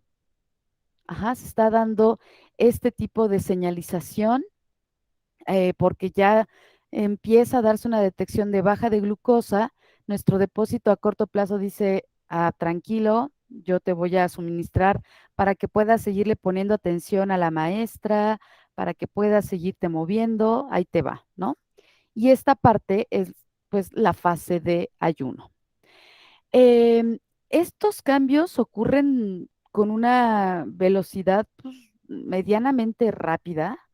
Si no fuera tan rápida la activación de estas funciones, lo más probable es que esto nos empiece a hacer daño, que nos empiece a decir el cuerpo, oye, ya come, sí te estoy haciendo el paro, pero ya es momento de comer, al grado que podemos incluso desmayarnos si se da una, si hígado no logra compensar el que no estemos ingresando los alimentos para la producción de glucosa. ¿Ok? Entonces, hablando propiamente de la del mecanismo a largo plazo, eso lo haría hígado al principio, ¿no? Pero después, en un ayuno más prolongado, y prolongado quiere decir pues ya que empieza a pasar de las 8 horas, porque se dan cuenta, dormimos, en ese tiempo que estamos dormidos, pues no comemos, ahí estamos teniendo una fase de ayuno, pero si además seguimos sin comer, entonces ya se van a activar los depósitos a largo plazo, que es tejido graso. Mientras tanto, al momento de que comemos, pues hay cosas que se van a ir a ese almacenamiento para poder seguir estando con el mantenimiento de la vida en los procesos o en el tiempo que no estamos comiendo. De aquí que les ponga este meme, ¿no? Tenemos exceso de energía de nuevo, ¿qué haremos con el sobrante? Y aquí le dice el adipocito, guárdalo como grasa. Y esta célula dice, oye, pero ¿no crees que hemos hecho eso mucho últimamente? Tú nunca sabes cuándo lo podemos utilizar. Ajá, entonces ese depósito a largo plazo es gracias a tejido adiposo, que en un largo ayuno es el que empieza a activarse para poder proveernos de glucosa, que recuerden, cerebro la demanda demasiado y músculos también son demandantes para glucosa. Y todo esto ocurre con un proceso, por medio de un proceso que se le conoce como digestión, que es el proceso fisiológico que tiene que ver con la conducta de alimentación. Y pues en nosotros entran en juego un montón de estructuras anatómicas desde que ingresamos por la boca los alimentos, en donde dientes, lengua, glándulas salivales que empiezan ahí con la que en nuestra saliva y enzimas que ya empiezan a llevar a cabo la degradación de los alimentos, em, dependiendo también del tipo de alimento que comamos, pues vamos a salivar más que otros. Las cuestiones ácidas activan más las glándulas salivales, por ejemplo, y este va a pasar por medio de la faringe y el esófago. Cuando llega al esófago, sigue transitando el bolo alimenticio hasta que llega al estómago. En el estómago, pues con la parte de la presencia del alimento, van a haber señales hormonales interesantes que nos van a empezar a dar información tanto de si tenemos hambre, es decir, apetito, o cuando estamos comiendo, empezar a tener saciedad. Y entonces el estómago, los intestinos con todas sus subdivisiones, tanto intestino delgado como grueso, el hígado, la vesícula biliar y el páncreas están teniendo un papel fundamental para poder absorber esos nutrimentos y estar proporcionando a nuestros órganos más demandantes, como el músculo esquelético y el cerebro, la cantidad adecuada y óptima de glucosa para su funcionamiento. Esta parte se las pongo porque vamos a revisar justamente aquellas hormonas que se están secretando a nivel periférico, es decir, a nivel de estos órganos que constituyen el sistema digestivo, pero que son señales que llegan por torrente sanguíneo hasta nuestro encéfalo, y también hay un control en el hipotálamo que después de que comemos tenemos esta sensación de saciedad, o cuando estamos en una condición de ayuno tenemos esta sensación de hambre. Y es lo que vamos a estar revisando ahorita. ¿Esto queda claro o hay alguna duda, pregunta?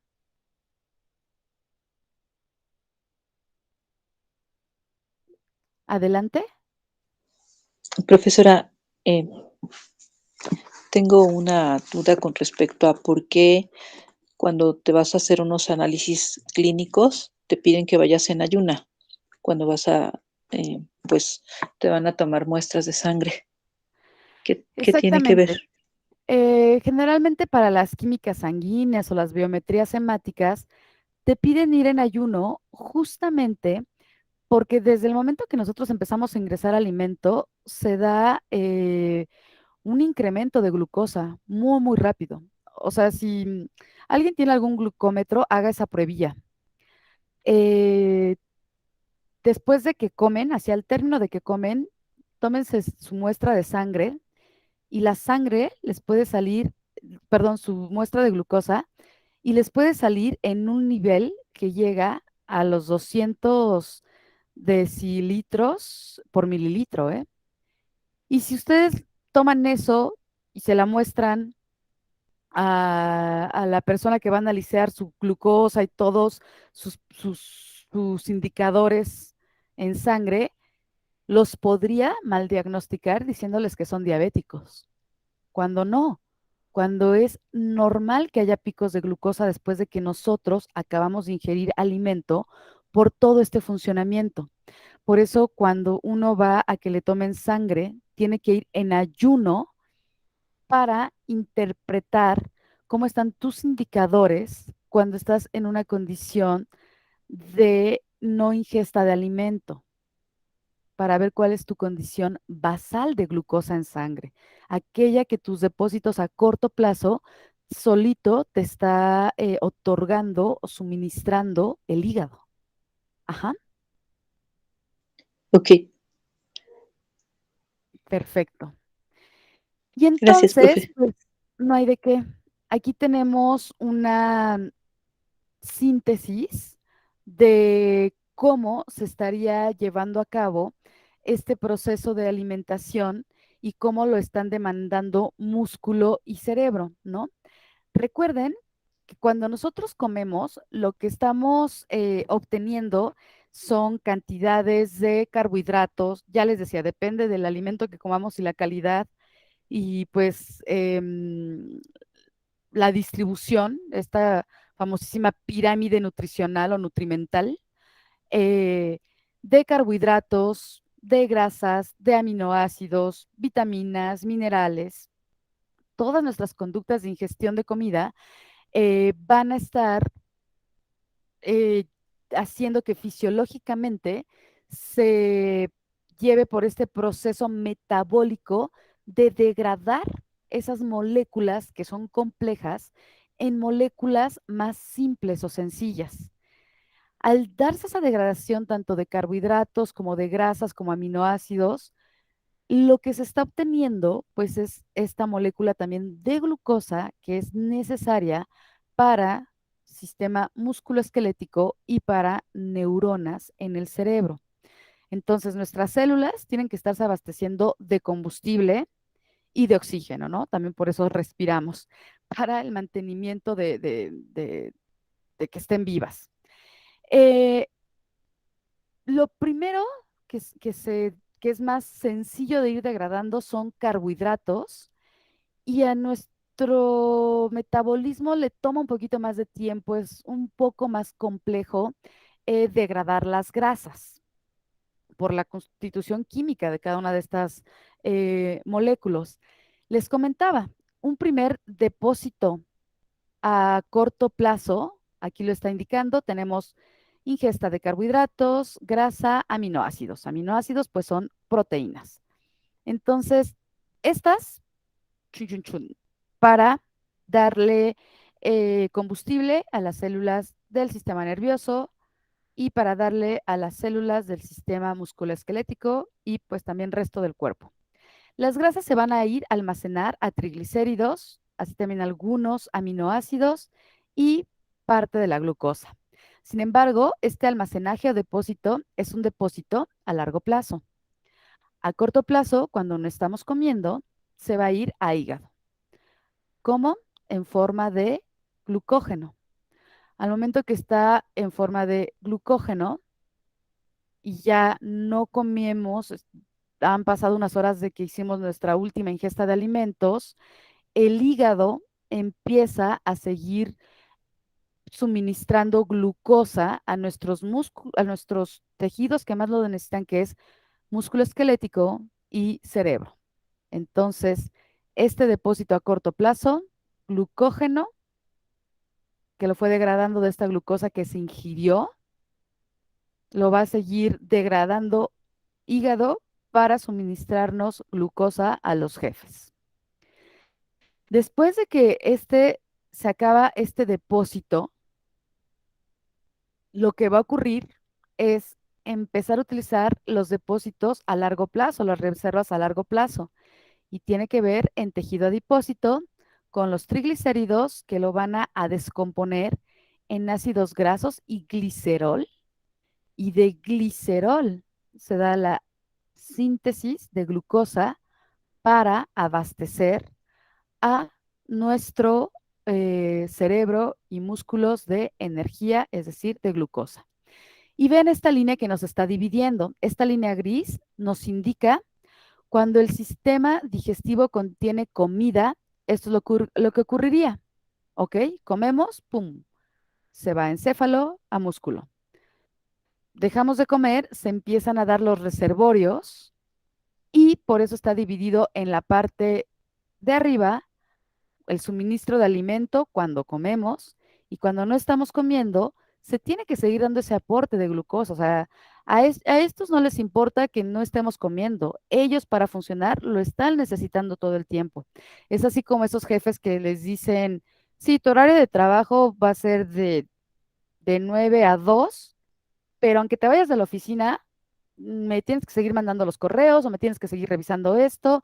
Algo así son el cerebro y los músculos, ¿eh? Ah, ok, no importa que ya no estés comiendo, pero a mí me tienes que seguir suministrando de glucosa. Y por eso se lleva a cabo la activación o esta participación muy activa del hígado cuando no estamos ingiriendo la comida. ¿Dudas, preguntas o comentarios?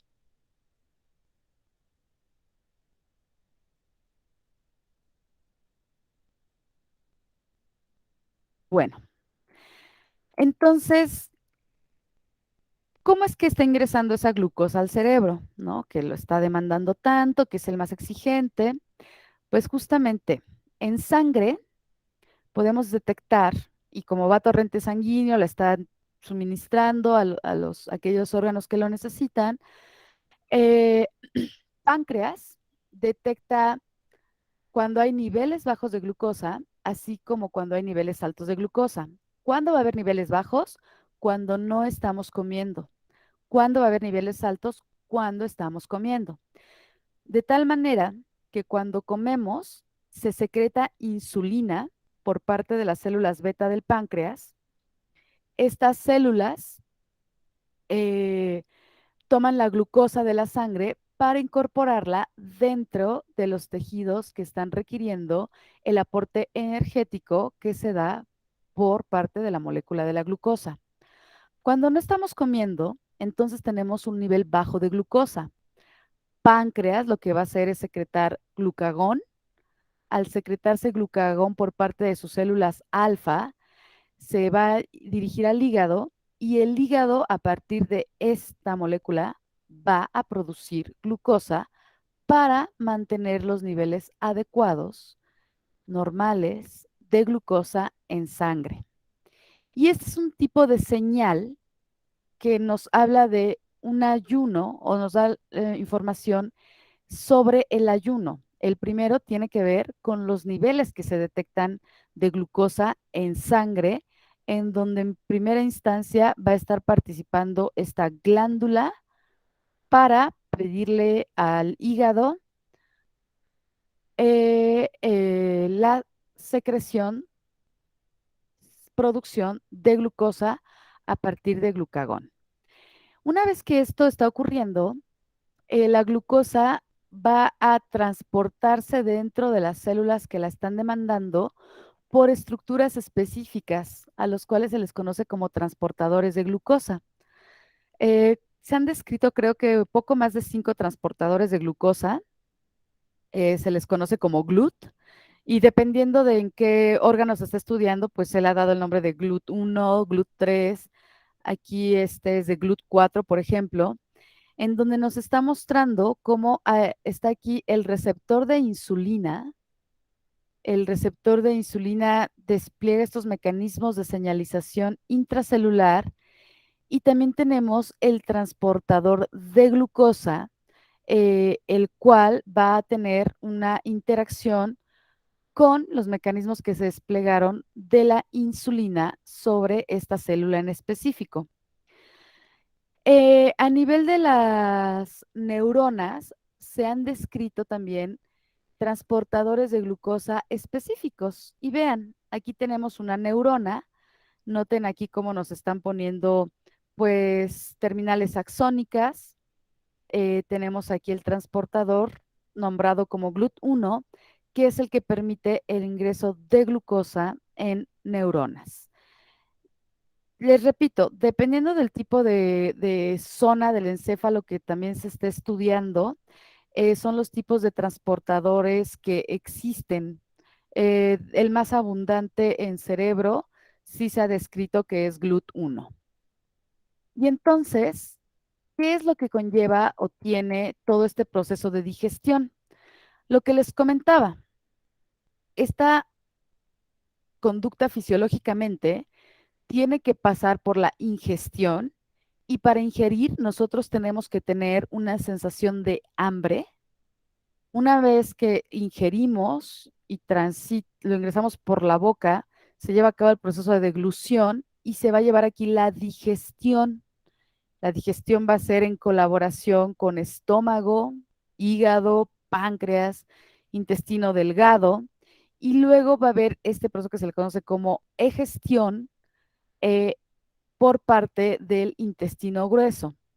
En esta fase de la absorción, que se da en colaboración con estos 3 órganos y más activamente con el intestino delgado, esa fase, mientras está ahí la presencia de comida en el intestino, se está llevando a cabo la producción de hormonas interesantes que viajan a torrente sanguíneo y que llegan por medio de torrente sanguíneo y que atraviesan la barrera hematoencefálica hasta nuestro encéfalo.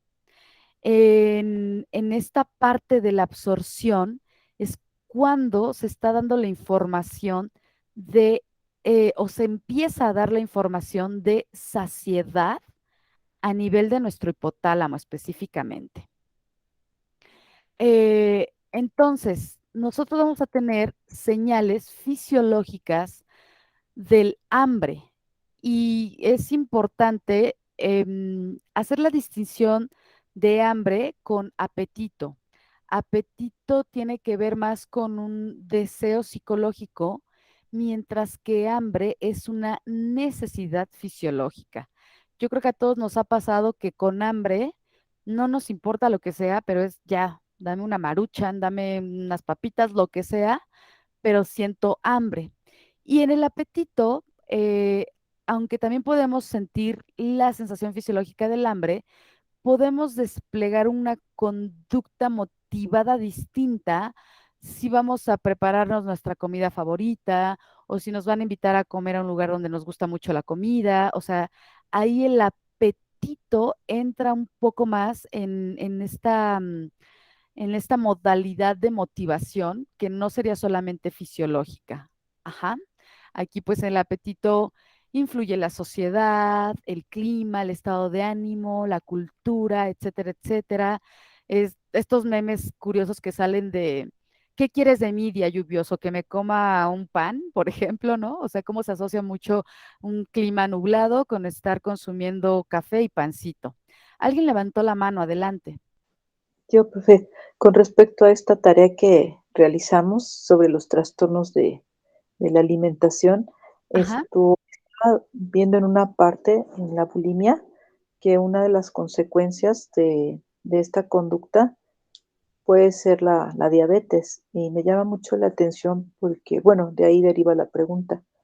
Esto, esto estar jugando, bueno, no jugando, alterando los ciclos de la digestión en la producción de la insulina y estos otros procesos, tiene que ver con esta consecuencia de esta enfermedad que es la diabetes. tiene totalmente que ver con eso, ¿eh? Totalmente. Sí, ahorita que vayamos a meternos un poquito más a insulina, a leptina, a grelina, les voy a comentar sobre la diabetes y pues las diferencias que hay en las clasificaciones de diabetes, ¿no? Que una es la tipo 1 y la tipo 2. Ajá. La uno es insulinodependiente, que tiene que ver con que el páncreas no está produciendo insulina. Pero la tipo 2, que es pues actualmente de las más graves, tiene que ver a nivel de la señalización de los receptores, porque el páncreas sí está produciendo insulina, pero ya se están dando problemas en transportadores, incluso hay estudios muy interesantes de cómo lo asocian más bien con estos transportadores de glucosa, que no están teniendo un buen ingreso no están ingresando correctamente a la glucosa, aunque sí esté bien, secretándose insulina por parte del páncreas. También hay unos muy asociados con la señalización de la leptina, em, pero eso sí los veremos ahorita más adelantito, ¿va? Sí, profe, gracias. A ustedes. Y entonces el hambre es una necesidad que se genera en el cerebro. Alguien levantó su mano, adelante. Sí, yo, este, ya, ahorita que comentaba esto del apetito, también me hizo recordar, o sea, hay alimentos que te ponen de buenas, ¿no? O sea, interfieren en alguna parte del cerebro, por ejemplo, los carbohidratos, no sé, el chocolate, por ejemplo. Sí, claro. Pero Pero también ya que, tiene que ver con otras proteínas, ¿eh? O sea, propiedades, perdón, que poseen esos alimentos. El chocolate, además, no recuerdo cómo se llama la proteína que activa receptores de endocannabinoides. Estos receptores de endocannabinoides es donde se une el THC, que es la sustancia activa de la cannabis. Entonces, el chocolate han visto, depende también de la calidad del chocolate, no, no cualquier chocolate, esos que están hechos de pura manteca de cacao. em, ¿Cómo se llamaba esta? Se me fue el nombre. Creo que es anandamida, que posee anandamida. Se va a unir a receptores de THC. Entonces también te da como cierto placer, felicidad por este mecanismo que hay de relación de sistema endocannabinérgico, así se le conoce, con los centros de placer que se ubican en el cerebro. La glucosa en sí también está muy asociada a la activación de los centros de placer en el cerebro. O sea, los alimentos muy dulces, por ejemplo.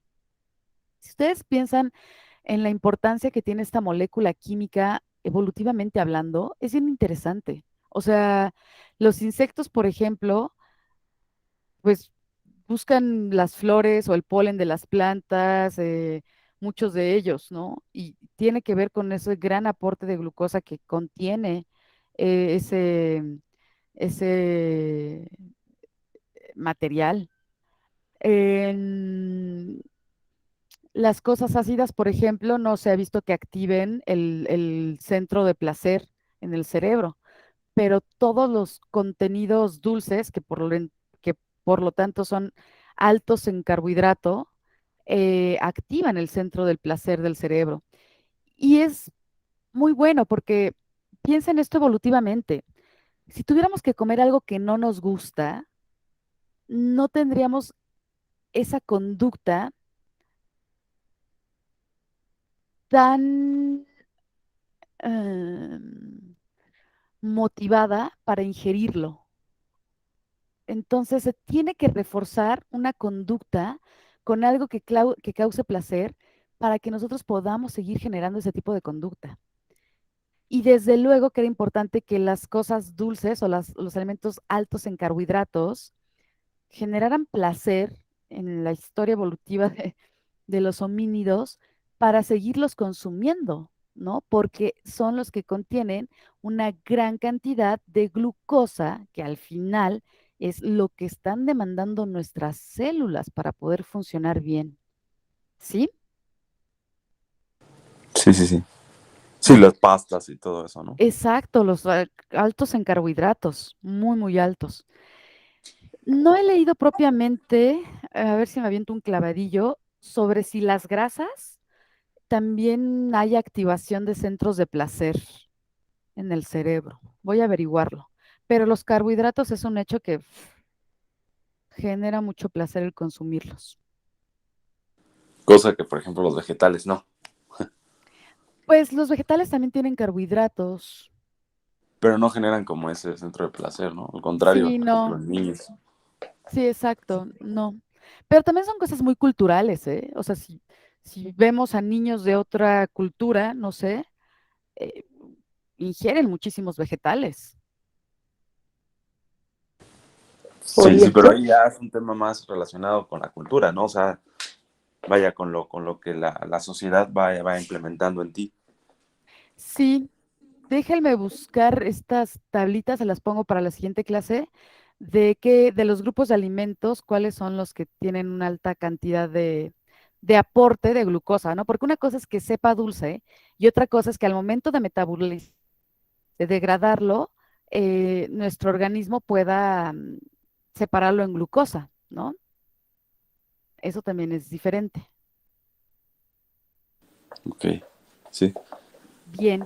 Y entonces, en el hambre, esta señal se está generando en el cerebro, específicamente en el hipotálamo, pero con estas señales de los procesos digestivos que ahorita le mostré, estómago, intestino, hígado, están mandando señales al cerebro, tanto de si se tiene hambre como si se tiene eh, saciedad.